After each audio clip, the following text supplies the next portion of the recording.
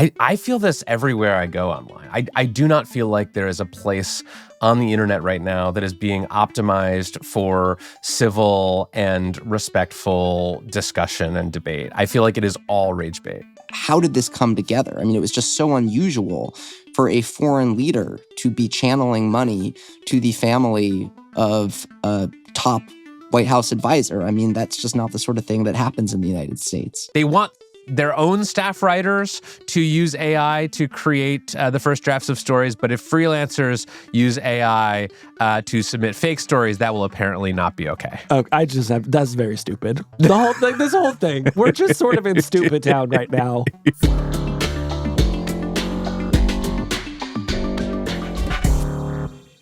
Are you watching this Alien Earth show? No. Okay, first of all, it's so good. It's my favorite thing I've seen this year. Second of all, one of the sort of subplots is that there is a character who is a kind of like, synthetic humanoid person, and she has mastered the alien's language. So she can communicate with the language, presumably using some sort of machine learning. Yeah. And it's paying huge dividends for her because that alien is eating a lot of people. He's leaving her alone. And that's why communication is so important. I do think that interspecies podcasting is going to be huge. Yeah? Like, I recently got a pitch. There was a PR person I know who was sort of telling me, we have this AI company we're working with, and they're learning how to translate whale song using AI. And would you like to have the founder on? I said, no, but I'd love to have the whale on. If the whale would like to come on Hard Fork, we would love to interview the whale. I have so many questions for a whale. Well, like, what would you ask? Feelings on SeaWorld, Free Willy. Yep. Let's talk about what it's like at the bottom of the sea. Tell us about the most interesting krill and plankton you've come across recently. I feel like you don't actually have a lot of questions for this whale. I like the idea, though. In the old days, it was dog with a blog. Remember dog with a blog? Yes. And now it's going to be cod with a pod.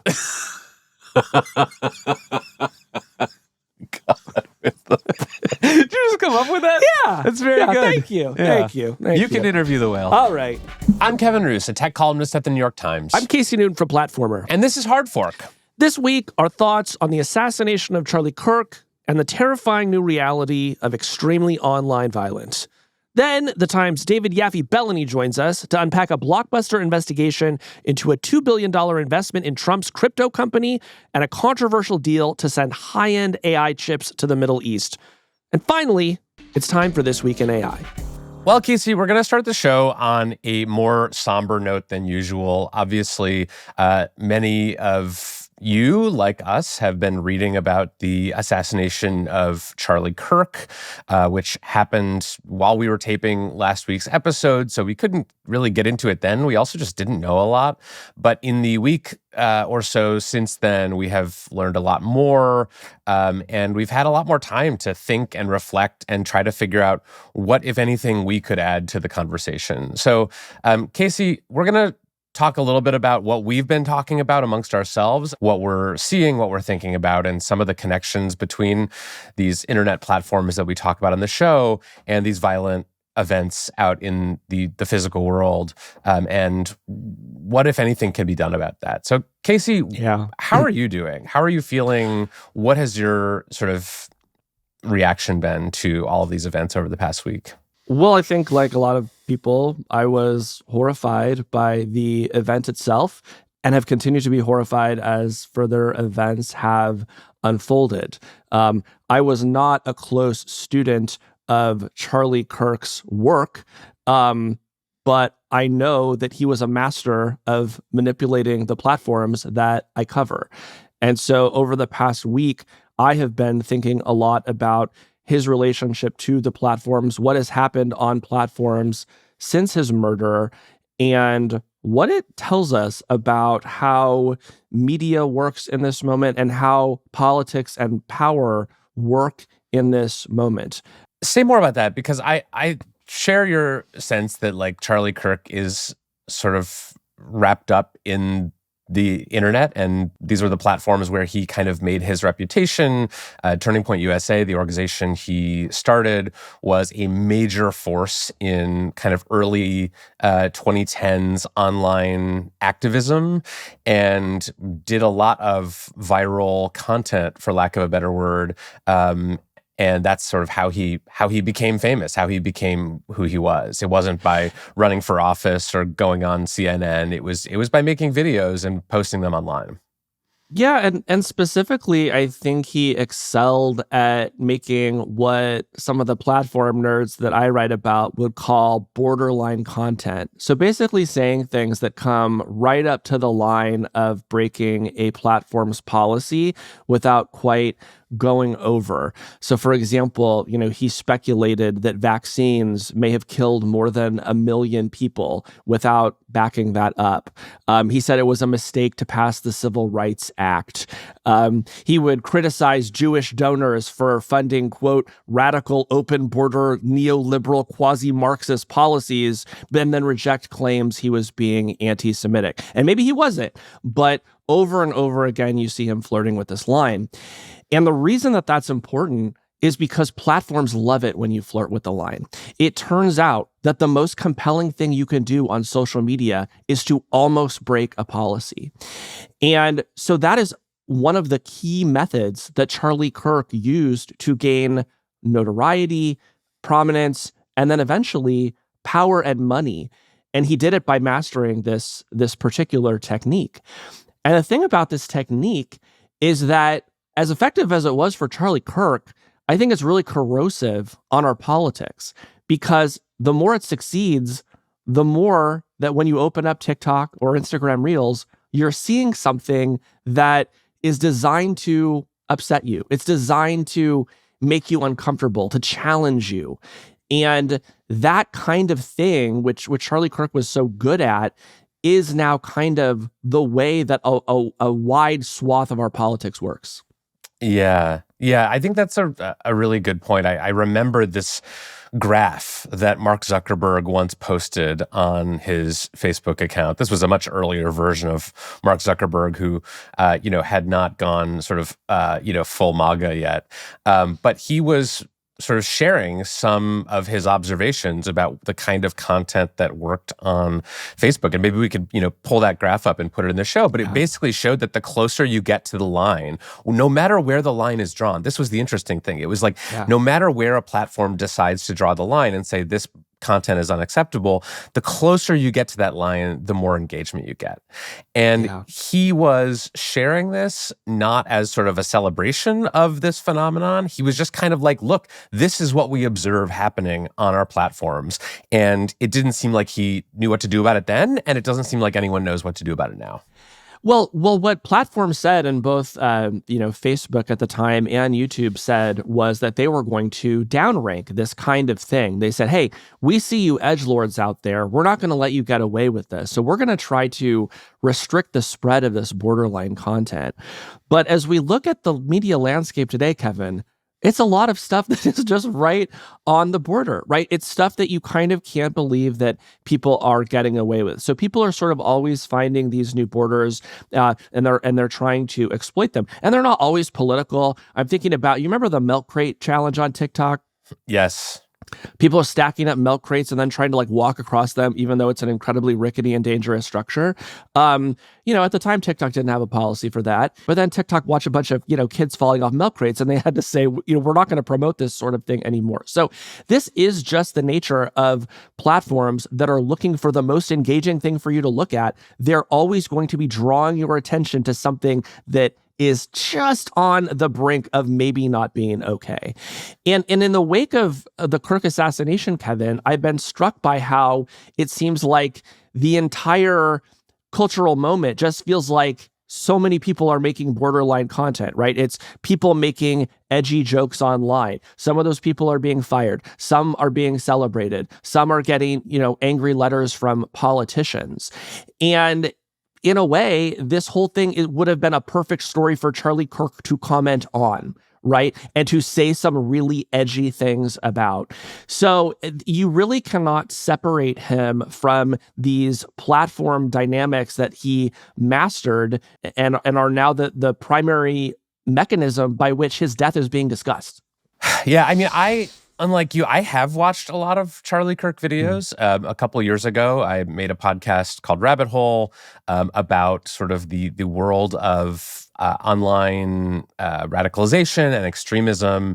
And as part of that, I spent a long time watching the videos and listening to the podcasts of the people who were sort of big parts of that story. And Charlie Kirk was one of them. And I should say, I don't think he was the edgiest or the most sort of radical by any means. In fact, if I had to sort of put him into a bucket of online political influencer, it would be kind of the kind of debate me bro genre was sort of what he was known for, where he would, show up at a college campus and have some debates, and then there'd be clips of those debates that be posted on YouTube or other platforms.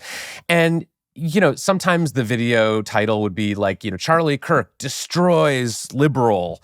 There was always this sort of very violent verb in there, destroys, humiliates, owns. This was sort of the blood sports of that era. And I'll never forget this conversation I had with a left-wing YouTuber around this time. And he was sort of saying, well, yeah, like, we have decided to fight fire with fire. Like, we cannot get any reach, any views, any distribution for our content on the left if we do not sort of mimic the aesthetics of the right. So they would do their own videos that were like, liberal destroys Charlie Kirk, or, college student owns Ben Shapiro. And so it was almost like they were just sort of adopting the same kind of rage optimization framework, but just like switching the sign on it.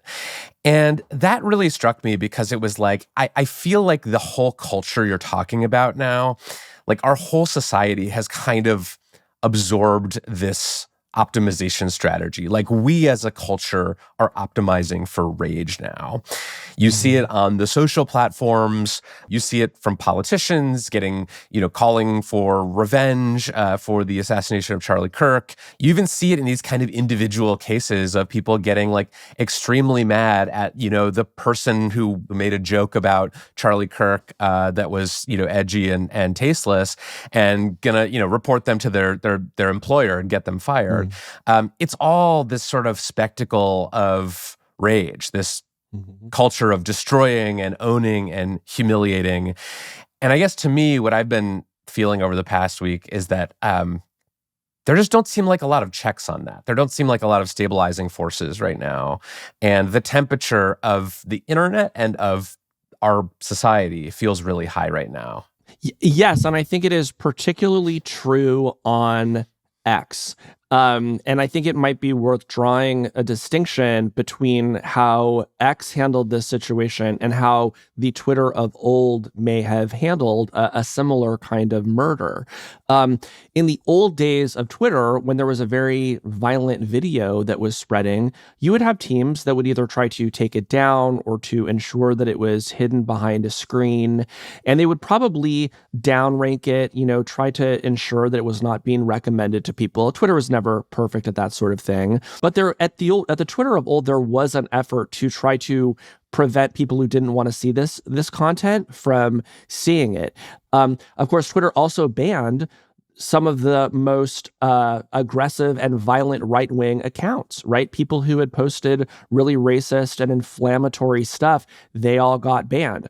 Then Elon Musk buys it, turns it into X, and what does he do? Well, first of all, he brings back all those right-wing accounts, lets them post almost whatever they want, and then, crucially, he decides to use the platform to push his own very inflammatory views, right? In the immediate aftermath of this, before we know anything about the shooter, he tweets, "The left is the party of murder." And so today, if you look at X, it is easy to get the sense that we are on the brink of civil war and the right wing is gearing up for battle. In reality, I think the vast majority of Americans are not on the brink of civil war. But if you were one of these elites who is still Twitter brained and is still checking this site 20, 100 times a day, it is going to change your perception, and it is going to polarize you, and it is going to make you think that things are worse than they are. So this is just a set of dynamics that I think is enormously consequential, because the elites of this country are still on X, and what they are seeing is a sort of very bloodthirsty vision of America. And that scares me quite a lot.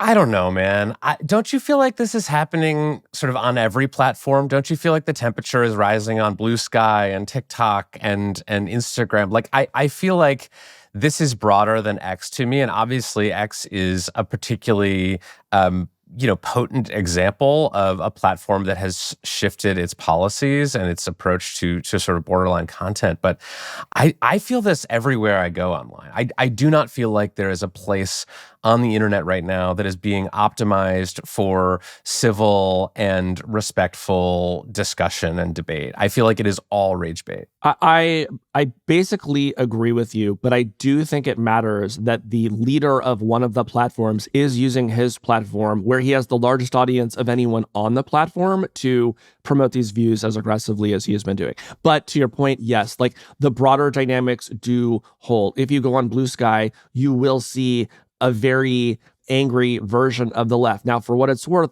what I have seen there has seemed far less violent than what I have seen on X. I have actually seen much more violent leftist content on X than I have on Blue Sky. But I think your point is a good one, that this broader dynamic of rage bait everywhere, polarizing us all the time, is not just an X phenomenon. And it does just seem to be how the app-based media ecosystem works. Yeah, and like, to be clear, we don't fully understand all of the motives at play behind this particular violent act. I don't believe that anything is ever just the internet's fault, but it does feel like everyone has kind of absorbed the logic of the platforms. And there used to be people inside the platform companies who thought about this stuff. Like during the 2020 election cycle, there was an effort at Facebook to sort of take down the temperature of the news feed. There was this whole set of what they called break glass measures. Basically, if it looks like the country is spiraling into some kind of civil war, there are these levers we can pull and these knobs we can turn inside Facebook to like bring down the level of discord and hostility on the site. And not all that stuff was implemented. They very quickly sort of, figured out that it was bad for engagement to do that. But like, it is an option. And I wish there were more people at the platforms who cared about this and thought about maybe sacrificing some of their engagement. But as we know, this stuff is very good for engagement. And it turns out that last week, X had more first-time downloads in the United States than any single day in its history, including before Elon Musk owned it. That's according to Nikita Beer, who works in product over at X. So as violent and as awful and as rage-filled as the platform is right now, that does appear to be working for them, at least by this one very shallow metric. Yeah, this makes me want to talk about one potential solution that I think has not been fully explored. It would not be a complete solution. It would just be something I'd like to see more platforms try. And it's called bridging-based algorithms. We talked about them on the show before. This is an idea from a guy named Aviv Ovadia, who's come on Hard Forks. Probably been a couple years since he was here, but he came up with the idea that is now at the heart of the community notes that you now see on X and on Meta's platforms, right? You know how if you see something that's wrong on X, you can add a note to it and say, well, no, actually, this is the truth, and then link to whatever the truth is. And the way that bridging-based algorithms work is they show them to people across the political spectrum, right? They have various ways of figuring out sort of where you're aligned politically, and they only show the note if people who are more on the left and more on the right agree. Right? They sort of see a bridge between the two of you, and they think, well, if Republicans and Democrats both think this is true, this is likelier to be true, and so we're going to show that note. And that is a way that using an algorithm, you can try to create some consensus, right? You can try to build a bridge. I'm not aware of any platform that has tried to do this in the sort of core feed. It may be that this is less engaging and a worse business than the ones that we have today. But we do know that there is a way to build technological systems that bring people together because they are already in use today on some of the worst platforms on earth. So I do think that there is an opportunity here for somebody who cares to try to bring this idea to more places. Yeah. Okay, so if that's the platform piece of it, what are you looking at now, looking forward? Like, obviously, we've seen not just the kind of, culture war side of this, but we're now seeing a government crackdown on speech. We're seeing, we talked on this show back during the sort of early days of this Trump administration about Brendan Carr, who is now the chairman of the FCC, who had explicitly sort of stated that one of his goals was to take the fight over free speech to the broadcast networks, to the platforms. We're now seeing things like Jimmy Kimmel being put on indefinite leave from his ABC show after Brendan Carr went on a podcast and condemned his comments about how the right was characterizing Charlie Kirk's alleged shooter. So what are you thinking about the free speech of it all? I mean, this is just terrifying, full stop. Right? This is what the First Amendment is supposed to protect us from: political speech, and in particular, offensive, tasteless political speech. This is why we have a First Amendment.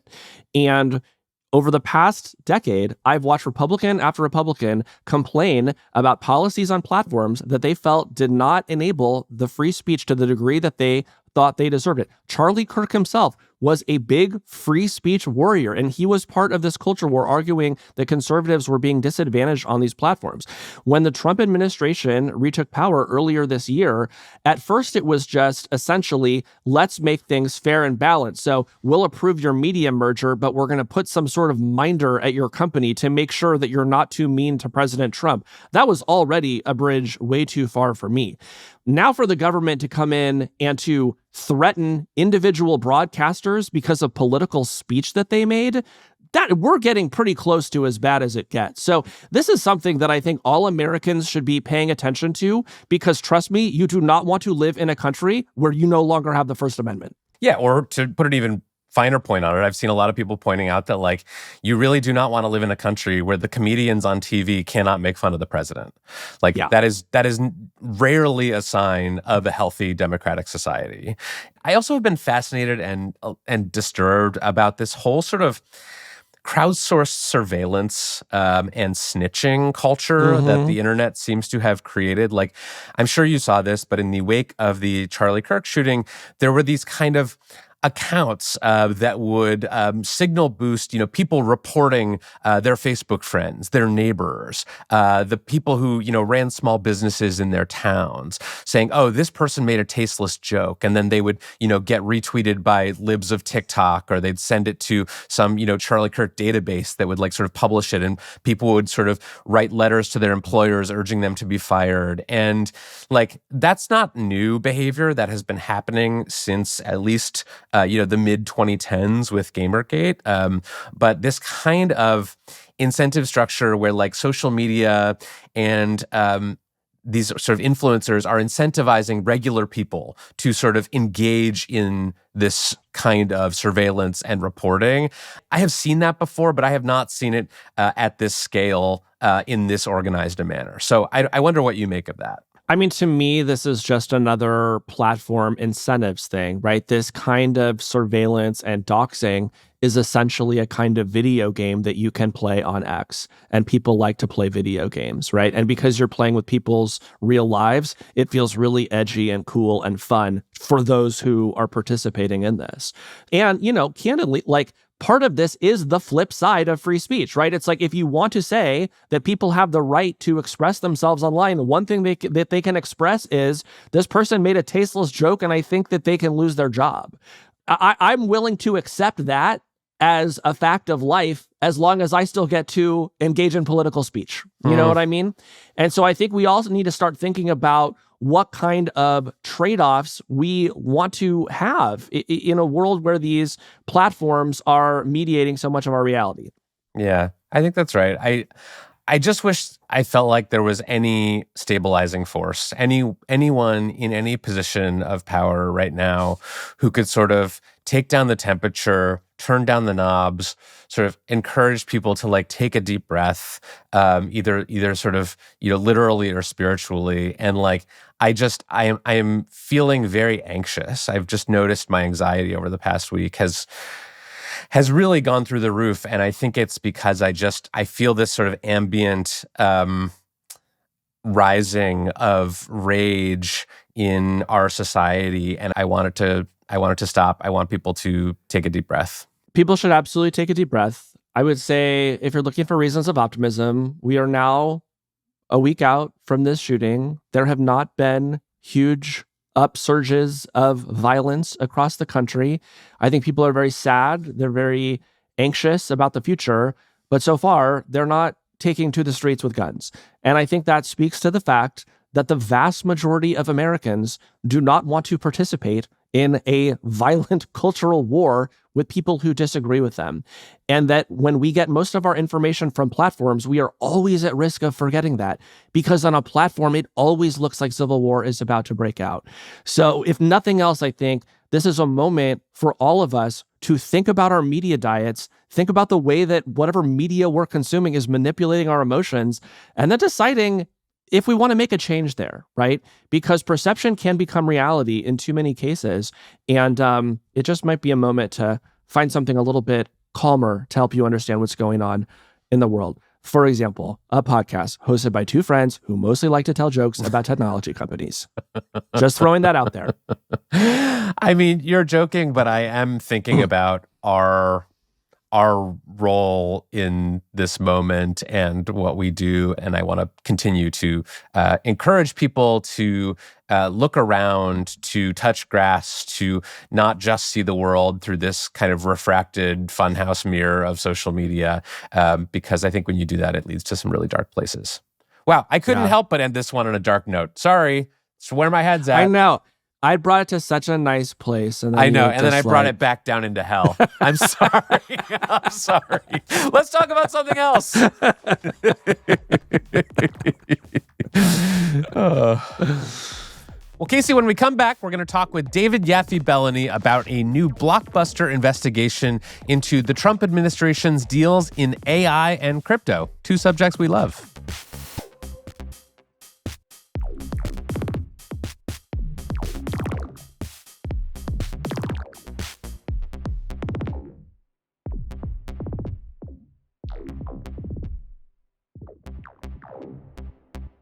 Well, Casey, there was another big story this week involving politics and tech, and this one did not get a ton of attention relative to the Charlie Kirk assassination story, but I thought it was a big, important investigation from my colleagues at the Times that deserved more attention than it got. I completely agree with you. This one is a really extraordinary piece of journalism, and so I'm glad we're highlighting it today. Yeah, so this story involves two seemingly intertwined deals between the Trump administration, World Liberty Financial, which is the Trump family part-owned cryptocurrency company, and the United Arab Emirates. And it raises just a ton of fascinating questions. Yeah, but it's also a story about the future of AI and potentially AI safety. As you know, there are so many people all around the world who want to get their hands on state-of-the-art chips, but the United States has export controls in place that prevent some of our adversaries or countries that we're just kind of worried about from getting them. Yeah, and I think it would be a really big deal in any other administration. I think it would have gotten, months of airtime. It would have been all anybody would have talked about for weeks on end. There would have been hearings and, calls for impeachment and things like that. But I think we've just gotten so inured to the sort of everyday business dealings of the Trump administration and the Trump family and the various associates that it sort of passed by without much notice. Yeah, this is the sort of story that in the old days we would have been on Twitter saying this is not normal with a bunch of those clapping hands emojis in between all of the different words. Yes. So if you're a person who likes to know when this is not normal, we're here to tell you today, this is not normal. This is not normal. So to talk about this very abnormal story with us today is one of the reporters who wrote it, my colleague and friend of the show, David Yaffe-Bellany. David Yaffe-Bellany, welcome back to Hard Fork. Thanks so much for having me. So DYB, this story that you reported, this very interesting and complicated story, starts as all great tech stories do on a super yacht.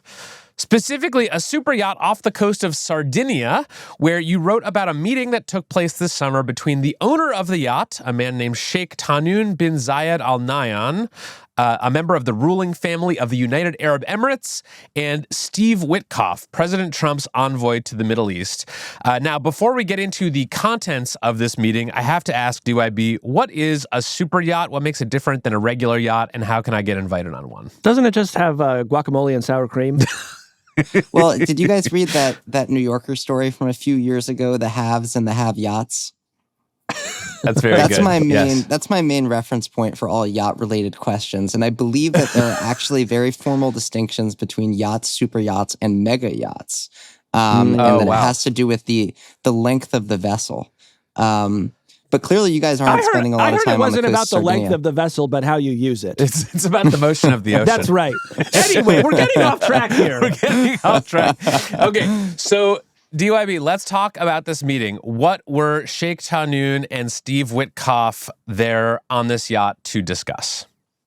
So the White House told us that this discussion centered on resolving international conflicts, essentially. But what our reporting showed is that the relationship between these two men, spans both diplomatic matters like that and also, essentially a business partnership between Steve Witkoff's family company and Sheikh Tahnoon's sort of family investment fund in the United Arab Emirates. Yeah, so your reporting, DYB, and that of our colleagues centers on these two big deals that took place earlier this year.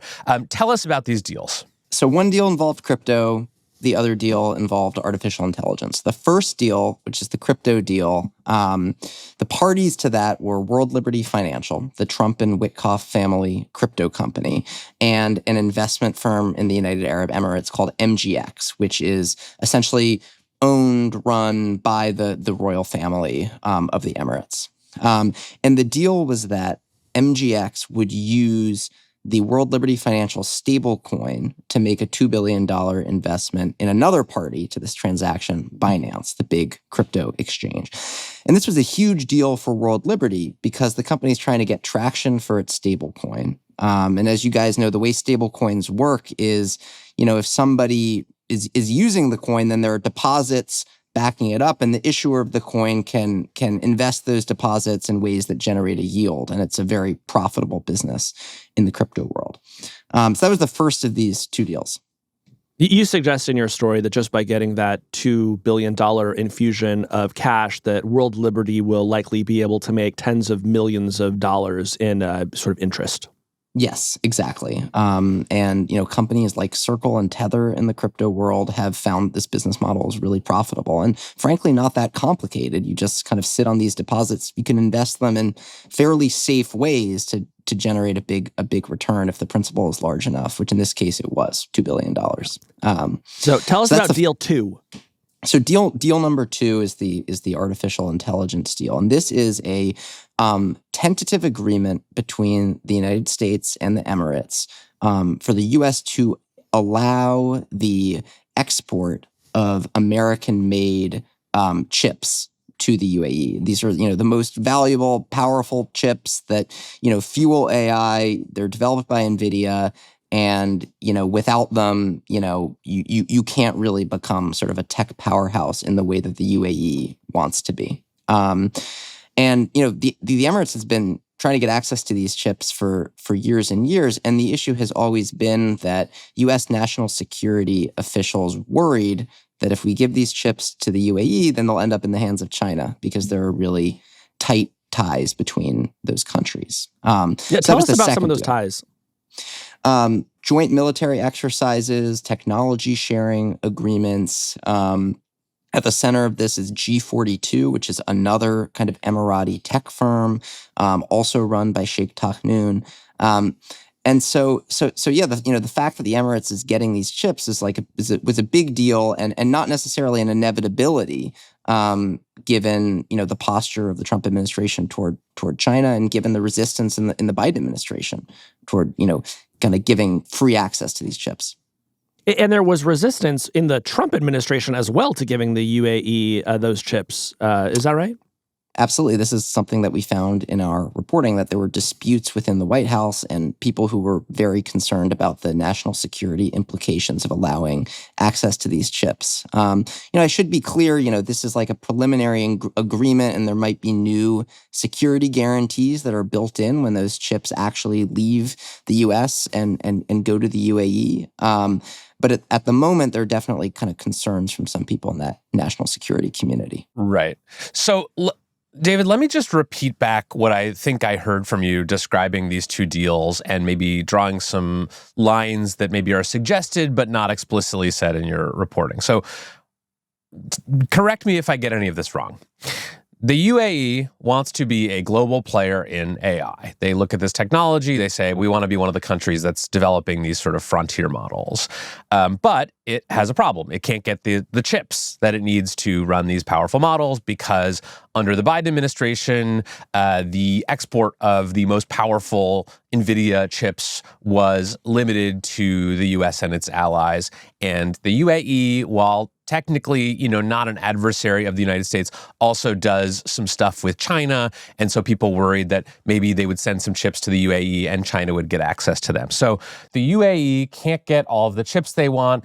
And then it plows $2 billion into a cryptocurrency controlled by the Trump family business.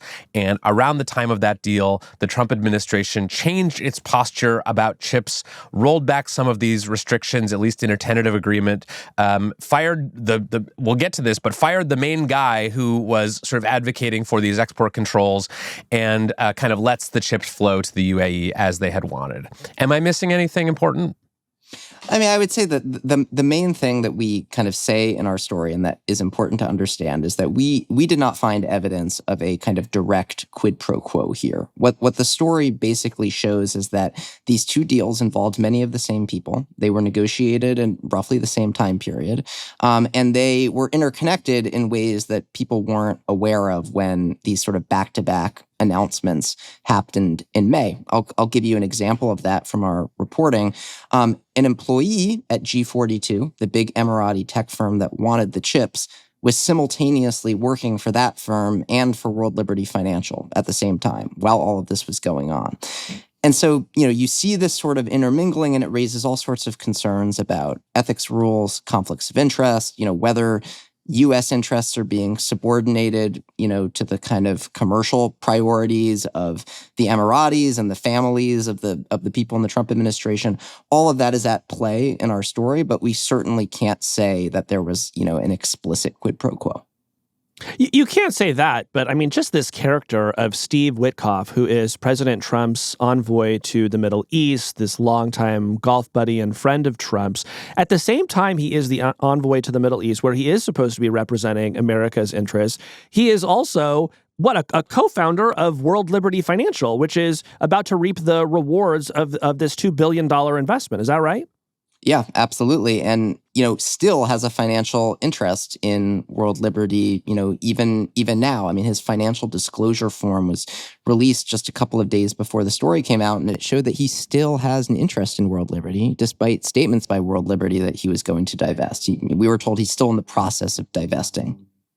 Yeah. How unusual is it for an envoy like this to also have an interest in a business that is benefiting directly from a foreign government he is directly dealing with as a diplomat? These sorts of overlaps between, personal business and government responsibilities don't have that much precedent in the U.S. This is a new thing in the Trump administration that's sort of becoming increasingly common. I mean, these lines are blurring. I mean, even before the Trump administration started back in December, Steve Witkoff flew to the Middle East, was taking diplomatic meetings. He appeared at a crypto conference where he met with a World Liberty Financial investor. At that conference, he was sort of presented as the U.S. Middle East envoy, even though, Trump hadn't actually taken office yet. this sort of blurring of lines started immediately, and it's continued throughout this administration. Now, let's talk about some of the other figures involved in this story. In particular, I want to ask you about the role played by David Sachs, who's the AI and crypto czar in the Trump administration. He was also, as you report, involved in some of these deals. So what is David Sachs' role in all this? So David Sachs, he's the AI and crypto czar, and he's interesting because similar to Witkoff, he has a foot in both worlds. He's simultaneously working in government, and he has this tech job at Craft Ventures, his VC firm. And what we found in our reporting is that he was one of the driving forces behind the chips deal with the U.A.E. He was pushing for it aggressively in public and also behind the scenes, within the White House. And that raised concerns from some of his White House colleagues about potential conflicts of interest. The reason being, Sachs is a tech investor. He's still working as a tech investor. His company has invested in AI ventures in the past. And one of the original backers of Craft was another kind of Emirati investment firm that is currently chaired by Sheikh Taknoon. And so those concerns sort of bubbled up within the administration while this deal was being negotiated. I should also say that, Sachs received ethics waivers from the White House that basically said, you're divesting from a lot of these stakes. What's left is sort of de minimis and isn't going to affect your work, and sort of it's okay for you to kind of play in these areas that kind of intersect with your business. So he did get that sort of permission slip from the Trump administration, but there were still concerns from colleagues. I have to say, very little is funnier to me in this moment than the idea of getting an ethics waiver from the Trump administration. Just what is that process like? Okay, I have one more character that I need to ask you about, David, who is another David Feith. He was Trump's senior director for technology on the National Security Council. So a member of the Trump administration who was known inside the government as being sort of the export controls guy for chips, the guy who thought it was a really bad idea for the U.S. and its companies to be shipping the most powerful AI chips overseas. This was a view that he shared with some folks in the Biden administration and its Security Council. And he was fired earlier this year as part of sort of a clearing of the House at the NSC by President Trump. So what did you report about that firing and what may have motivated it? I mean, that was a crucial moment, during these chip negotiations, where kind of, a potential roadblock to a deal going through was abruptly removed, and it kind of cleared the field in a way that, allowed David Sachs to eventually kind of take control of these negotiations. So it was definitely a good thing for the Emiratis and their priorities that this happened. The reason that he got fired is that Laura Loomer, the kind of right-wing agitator, had a meeting with Trump in which she urged the firings of Feith and several other national security colleagues. And the reason that Loomer gives for this is, partly that Feith's father, Doug Feith, was sort of aligned with the kind of neocon, sort of Bush-era Republican Party, which she sort of advocates against. And so she essentially argued, to Trump, like, you've got to get rid of all these people for that reason. We should also say, for people who are not familiar with Laura Loomer and her work, this is a woman who has been banned from every major tech product, including my favorite Laura Loomer fun fact. She's both banned from Uber and Lyft for being too racist. Do you know how hard it is to get banned from Uber and Lyft for being too racist? Think about how many racists use Uber that still have their accounts. Anyway, so Laura Loomer, for some reason, gets a bee in her bonnet about this guy, David Feith, and sort of talks to Trump, and then Trump fires him and a number of his other colleagues. This is the part of the story where I a light bulb went off for me, because I remember earlier this year when the Trump administration was sort of seemed to change its posture on AI and AI sort of proliferation. very suddenly, right? This was an administration that had a lot of people in it that were very hawkish on China, that saw us as being in a kind of race with China to develop powerful AI systems. And if you are in a race with your biggest adversary to develop a technology that is dependent on powerful chips from NVIDIA, you do not want your adversary getting those chips from NVIDIA. Like, that seemed to be a pretty accepted part of the Republican tech policy platform. And then all of a sudden, the tune changed. Then all of a sudden, David Sachs and other people in the administration started talking about how it was actually good if these American NVIDIA chips got to China and other adversaries, because we wanted companies and governments to be building AI on top of our technology. That was sort of their America First strategy. And I could never quite understand why that change had occurred so quickly or what was motivating it. And David, your story helped me kind of connect some dots there that had been missing. Yeah, I mean, that sort of moment where the kind of Trump administration's tone on this shifts is kind of really important to what's going on. And again, I mean, like, this reporting is really difficult and complicated, and I'm sure there's more about these two deals that will, come out over the coming years, and we don't know exactly what went into all of the sort of decisions behind the scenes. But, I think what we were able to show is sort of, broadly the timelines of how these two deals developed and how they intersected. Yeah. I mean, give us a little flavor of the behind the scenes reporting process, because there are a lot of bylines on this story. It's you, Eric Lipton, Bradley Hope, Trip Mickle, and Paul Moser. What can you tell us about how this story came together? I mean, this is one of those kind of big projects that require a lot of collaboration among different departments within the Times. I mean, not only is it, 5 different reporters on the byline and like a bunch of others who contributed as well, but, 3 different continents, people in different parts of the world have access to different types of sources. The reporting for this story really began for me when I was in Dubai in late April and early May, which is when Zach Witkoff, Steve Witkoff's son, went on stage at a crypto conference and kind of announced this $2 billion deal. And I was there in the room for that and kind of covered it at the time. And, from the moment it happened, we wondered, how did this come together? I mean, it was just so unusual for a foreign leader to be channeling money to the family of a top White House advisor. I mean, that's just not the sort of thing that happens in the United States. I mean, in a way, these sort of interconnections between business and government are more kind of familiar to the way business is done in the Persian Gulf and has been for years. And one interesting thing that Zach Witkoff said on stage at that event is that we should really take a page out of the Emirati royals' book, essentially. We should try to be more like them. So that's when the reporting started for me. And then, it became this really fruitful collaboration among people with different expertises, all over the world. Did you have to go on a super yacht to sort of do some method reporting there and figure out what it was like? Super yachts actually aren't that exciting for me since I have my own mega yacht parked in the Hudson River. So it's a little bit of a letdown. Did you try any of that Dubai chocolate while you were over there? I saw the Dubai chocolate. I looked at the price tag. I wondered whether it would fit within the New York Times expense policy, and I passed. I didn't get an ethics waiver to buy the Dubai chocolate, yes. How has the White House responded to this reporting? What did they say? Did they acknowledge any of what you had reported was newsworthy or interesting? Both the White House and World Liberty Financial told us that there was no connection between these two deals. One was government business, one was private business. They weren't connected. That was a statement that both those kind of parties made. The White House also told us that David Sachs didn't have any financial stake in the U.A.E. chips deal, that he didn't know the key Emirati players in that deal before it came together, and that he was really just focused on advancing the administration's priorities.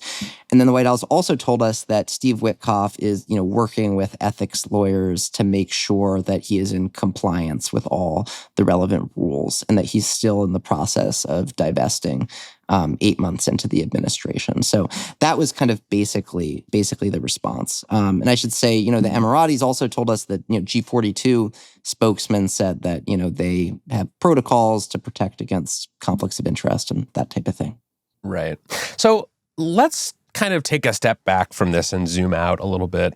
David, you've been covering crypto for a long time. You've been on the show many times to talk about the various entanglements that the Trump administration has with the crypto industry. It seems to me like what this story really illustrates is that crypto has become the primary vehicle for influence in the Trump administration, that basically people around the world are starting to figure out that if you want to change the Trump administration's mind about something or influence its policymaking, one way you can do that, and potentially a very direct and effective way, is by buying a bunch of stuff that the Trump family has a business interest in through this World Liberty Financial crypto company. Is that true? It has certainly become a pattern in the crypto industry that, players that want something from the US government, and virtually everybody in the crypto world wants something. It's such a kind of nascent area that there are new regulations in the works and all sorts of things that everybody's pushing for. And all these, and so many of these players are now connecting themselves to the Trump business in some way, whether that is investing in the World Liberty coin or attending the meme coin dinner. And again, in none of these cases can you point to an explicit sort of quid pro quo, but it's just become part of the way that business is done in the crypto world, is that you at least consider, some sort of collaboration with the sort of Trump family apparatus. It's sort of it reminds me of during the first Trump administration when there were all these stories about the Trump Hotel and people choosing to hold their big events there and their banquets and their dinners and, book big blocks of rooms when they would go visit Washington, in part because they thought that Trump or someone in his family might notice, hey, these guys are really supporting our hotel here. This is just a much more direct route to getting the attention of the Trump administration. If you say, I'm going to buy $2 billion worth of your stablecoin from you, I mean, it's really hard to book $2 billion worth of anything at one hotel, but you can go online and buy $2 billion worth of a stablecoin. The hotel is a good reference point. It is sort of like the Trump Hotel on steroids, and it's way more global too. I mean, anybody anywhere in the world can buy the Trump meme coin or buy the various tokens associated with World Liberty. And, in previous reporting, we found that there are huge numbers of foreign buyers of all of those things. And remember, foreigners are restricted from making campaign contributions. So this is a way for people in other countries to support the president, without going through the channels that have traditionally existed and been kind of restricted to them. David, I'm curious, what has the reaction been to this story? The reaction's been really interesting, and it's been similar in certain ways to how previous reporting we've done on conflicts of interest within the Trump administration has been received. I mean, a couple of Democratic senators, put out statements sort of condemning these sorts of business dealings. You've got various kind of good government groups, ethics lawyers sounding the alarm over this. But, ultimately in the Trump era, those Democrats and those sorts of ethics lawyers are kind of impotent. I mean, they don't have the ability to, turn this into kind of a giant investigation. And so there's a limit to what can happen. I mean, we did a previous story about World Liberty Financial and the conflicts of interest associated with it, and that contributed briefly to a delay in the stablecoin legislation moving through the Senate, as Democrats sounded the alarm. But ultimately, that legislation passed, and with Democratic votes. So it sort of remains to be seen whether, the left will take a major stand on this issue. Well, David, fascinating reporting, really, really important work, and I hope you keep going, and next time bring us some of that Dubai chocolate. All right. Thank you so much. When we come back, an update on Italian brain rot and other news from the week in AI.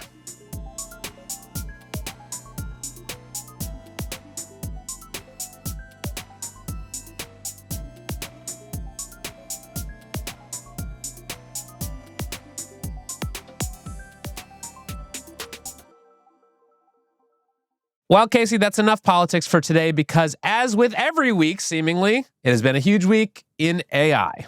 So it's time for our segment, This Week in AI. This week in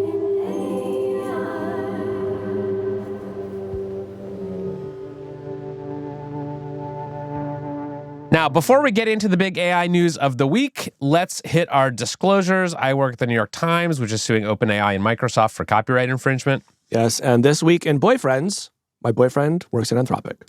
This week in Boyfriends. Honestly, it would be a great segment. Boyfriends are always up to something. Okay, well, Casey, the big AI stories of the week, let's go through them. Number one. Business Insider tells reporters they can use AI to generate first drafts of articles. This was first reported by Oliver Darcy in his great status newsletter. This is about an internal memo that went out to the staff of Business Insider last week from editor-in-chief Jamie Heller, telling them that they could use AI not just for research and various other things, but for writing the first drafts of their stories, as long as reporters, quote, make sure your final work is yours. Casey, what did you make of this? Very curious what she means by make sure your final work is yours. If the AI did all of the research and wrote the first draft, you, changed the placement of a couple of commas? Look, I'm very curious to see what happens with this one.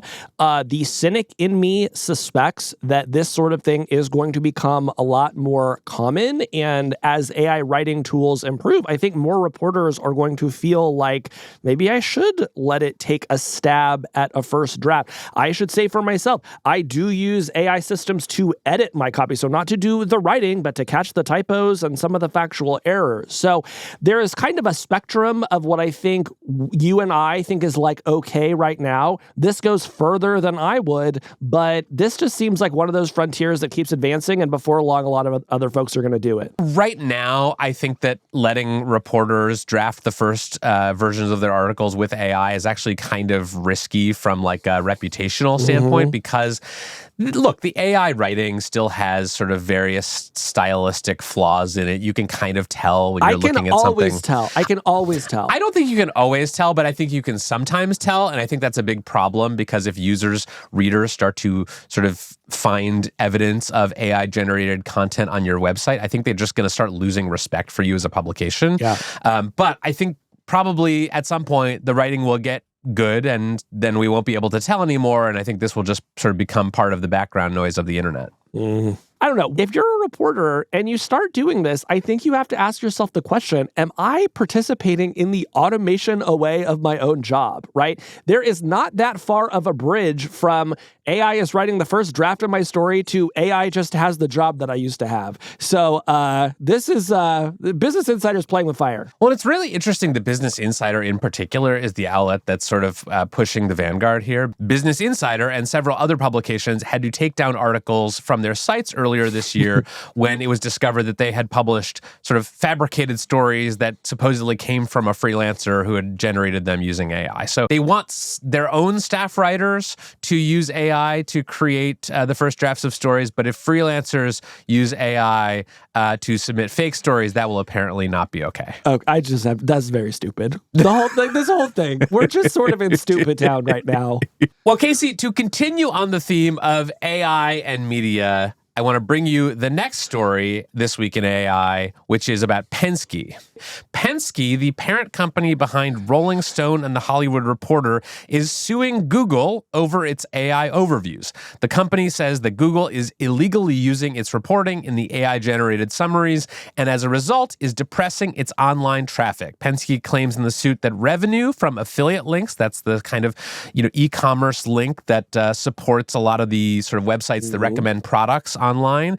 They say that the revenue from affiliate links was down by over a third at the end of last year compared to its peak, and they attribute that directly to a drop in traffic from Google. Casey, what did you make of this? So the stat that you just pulled out to me is the most interesting part of this lawsuit. We talk to Google all of the time, and we've been asking them for over a year about this exact possibility, right? What happens as you shift more people to AI overviews? What happens to all the publishers that rely on your traffic? And we reliably get this message from Google. Casey, we send billions of clicks every single day. It's very important to us to have this thriving ecosystem. But then you get down to the level of the individual publisher, and it's like, well, a third of our revenue is gone, right? So I'm very interested to see where this case goes. I can't say for sure that what Google is doing is illegal, but I do know that this is bad for the overall health of the web, and that Penske is not the only suffering publisher here. Yeah. All right. Well, Kevin, this one caught my eye. Albania has appointed an AI minister. Yeah? This comes from the BBC. Albania has a new AI minister named Diela, which apparently means sun in Albanian, sun like the star, not the child. And Diela is going to be tasked with ensuring that Albania will become, quote, a country where public tenders are 100% free of corruption. So an anti-corruption minister that is made out of AI. What do you make of that?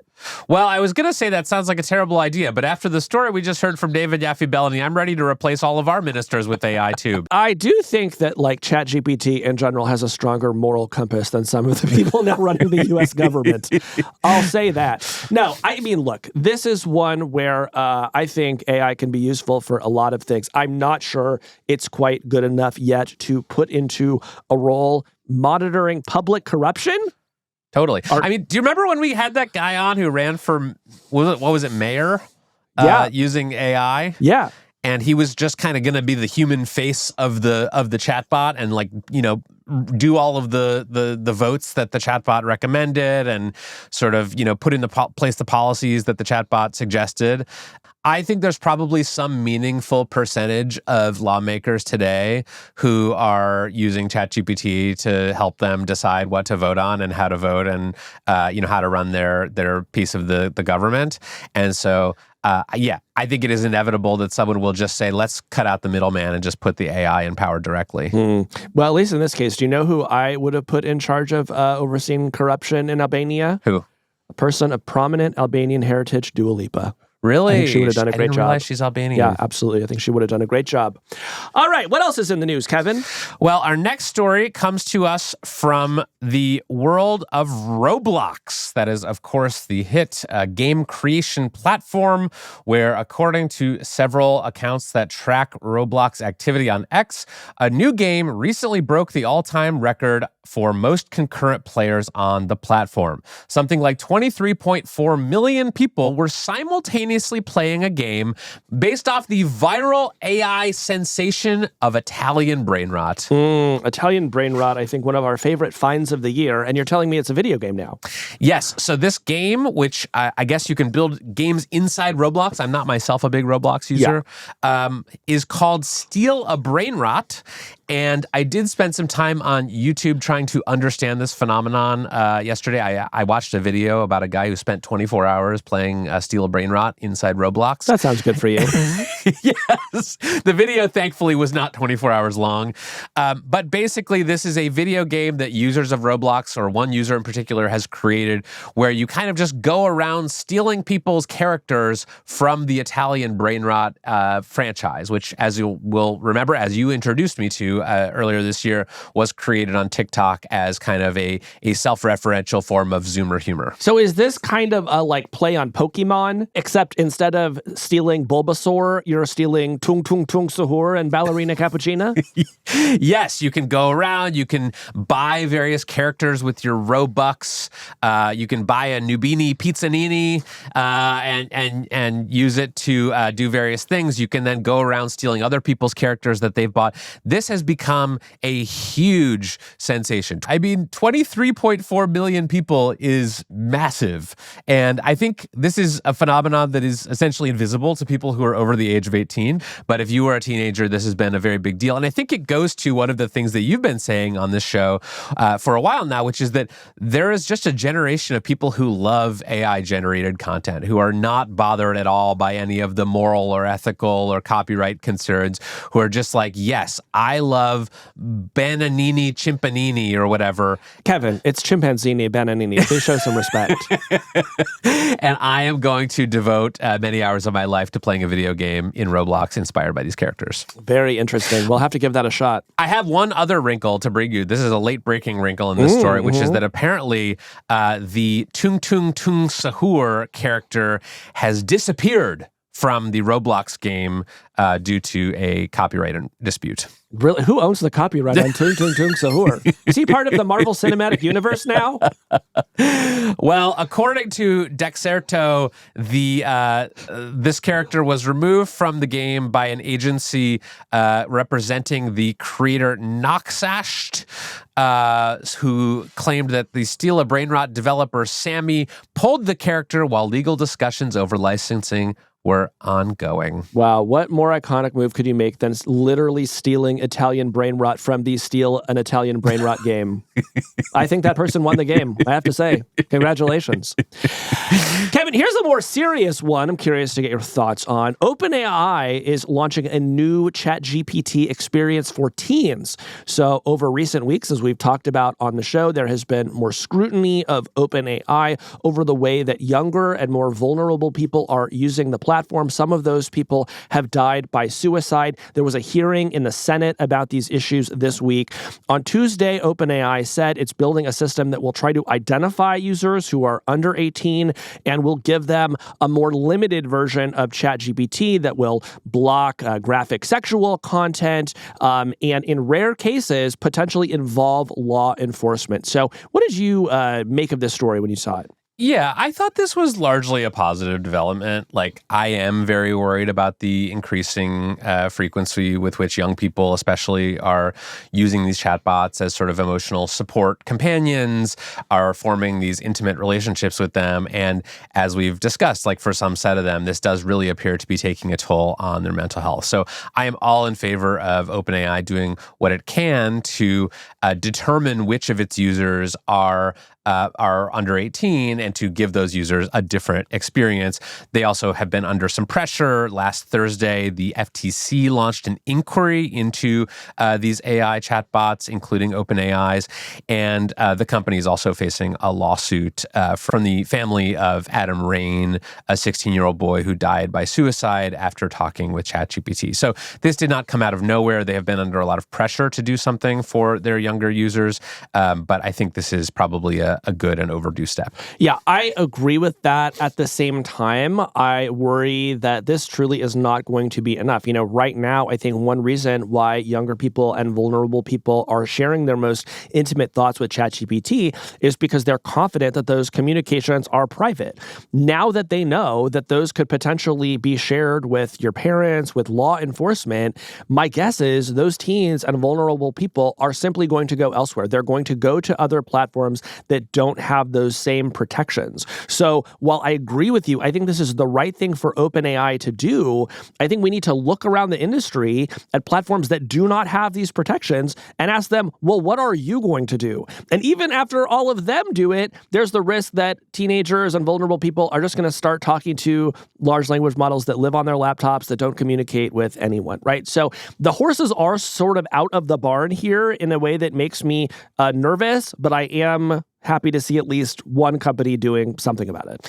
Yeah, and look, I think this is very much a secondary element to the story here, but I am also interested in how OpenAI is going to try to determine the ages of its users. It is apparently not going to do what lots of other internet services do, which is just put a little, box on the sign-up page that says, hey, tell us how old you are or when your birthday is, and then trust that people are not going to sort of lie their way around that. It is instead going to try to infer a user's age from the things that they're chatting with ChatGPT about. So if you're asking about your 8th grade math homework, it might flag you as being, underage and show you the kind of nerfed youth version of ChatGPT instead. I did see some speculation that maybe teenagers are going to try to get around this by talking about like back pain and mortgage interest rates and things like that. So the system thinks they're middle-aged. Say ChatGPT, my wife, she's busting my chops. You gotta help me. But I think we'll have to see how that goes. Well, here's one more, Kevin. Both OpenAI and Anthropic put out new reports this week on how people are actually using their chatbots. Yeah, I thought this was really interesting. This is a kind of data that's been relatively sparse. We just don't know a lot about how people are actually using these chatbots. And the companies that make the chatbots are the ones, of course, with the access to the best data about that. But we got reports this week from both OpenAI and Anthropic, who talked about the various ways that people are using their models. We should also say that these are not exactly apples to apples. OpenAI's report just looked at the sort of consumer version of ChatGPT, so not counting all of the business and enterprise users who are using it through the API. Anthropic's report did include both the sort of consumer Claude version as well as the sort of more enterprise-focused coding tools. But let's talk about a few things from this. One thing that stuck out to me was that with ChatGPT, there is a closing gender gap in usage. So a year or two ago, it was the case that many more men than women were using ChatGPT. But now, according to OpenAI, more than half of ChatGPT's users appear to be women. Which is surprising to me. That's so interesting. Now, did they share any speculation on what has managed to close that gap? No, the researchers who conducted this study did not give any sort of hypotheses for why this gender gap has narrowed. But they did say that by July of 2025, the share of ChatGPT users with sort of typically feminine names had risen to more than half of all ChatGPT users, 52%. They also said that this has become a fast-growing tool in low and middle-income countries. Maybe there's some sort of relationship there. They said that by May 2025, ChatGPT was growing much faster in the lowest income countries than in higher income countries. So there seems to be kind of an expansion of use of ChatGPT both among women and people outside the sort of richest Western countries. It's interesting to see. I mean, and I would say that if there remained this huge gender gap that we were seeing a year or two ago, to me that would be a really negative signal about AI, right? Because if this technology is as useful and general purpose as executives are always telling us that it is, there should actually be relative gender parity in terms of who's using it. Yeah. What else was in this report? Another interesting thing from the OpenAI version of this report was that something like 73% of ChatGPT messages are not work-related. This was surprising to me. I thought that maybe the usage of ChatGPT for sort of personal and work-related tasks would be split pretty evenly. I certainly would guess that my own usage of ChatGPT is about half work and half non-work. But apparently, the non-work related use cases of ChatGPT are growing really quickly, and they comprise now the majority, about 3/4 of all ChatGPT usage. I mean, to me, that just speaks actually to the challenge that Google has here, right? Which is, I think that a lot of those queries are things that used to go into the Google search engine that were not about work, but were just sort of hey, how do I fix my doorknob, or tell me about Canada because I'm going there next week. And all of a sudden, ChatGPT is serving a lot more of those queries. Yeah, actually, that is the number 2 use case in this study is as a replacement for web search, what they call seeking information. What do you think the number 1 use case of ChatGPT is? Cheating on homework. No, they did not break that out as its own category. Okay. It's what the researchers called practical guidance. Basically, help me make this decision. Help me think about this conversation. It's sort of the more kind of companion-like use cases that we just talked about being sort of worrisome. No, the things we used to rely on friends and family for, but no longer have to. Exactly.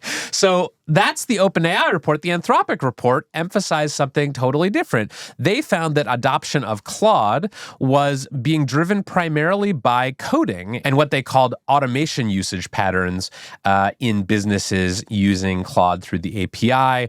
Anthropic also found that their highest Claude use per capita was in Singapore and Israel.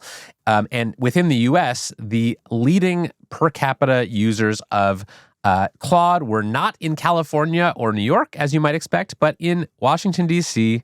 and Utah. The Mormons love Claude. How about that? To me, what this suggests to me is that OpenAI and Anthropic are really diverging in who their customer bases are. OpenAI wants everyone. It's like a ChatGPT in every house, on every phone. Anthropic is increasingly going after the businesses and the enterprises. And so my assumption is that as you sort of fast forward in time a year, you're going to see that trend sort of continue where ChatGPT becomes sort of ubiquitous and Anthropic becomes a thing that you use if you're building something with code. Yeah. So let's keep tabs on this data over time. This is a kind of data that I think we need more of from all of the big companies. And I think it's important that they do this collection and sort of analysis in a privacy protecting way. Both OpenAI and Anthropic have said, it's not like we are looking line by line at users' conversations. They've sort of built these tools to sort of anonymize and collect, insights about users' conversations without peering into them. But I think this is very valuable. We actually do need to know what people are using these things for. I'd really love to see it for Grok, by the way. What would come out ahead? Would it be gooning toward anime companions or racism? I think it would be one of the two. Yes, there's a strong uptick in usage from the Mecha Hitler adjacent region. What's that about? What's it about?